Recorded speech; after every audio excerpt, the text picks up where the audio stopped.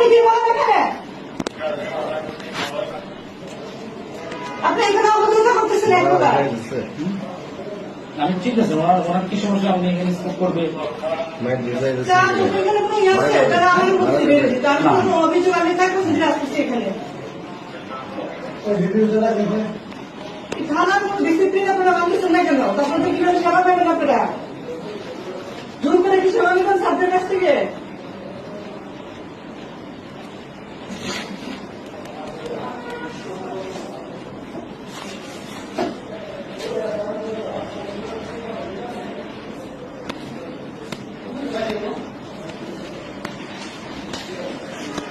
হালিম বই, হ্যাঁ বিচার বই, নামাজ পড়ে বেরিয়ে গেছে।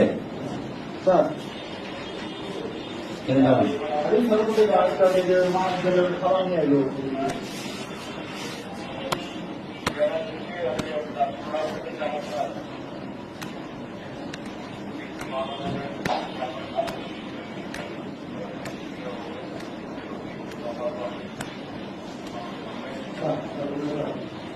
কই তুমি?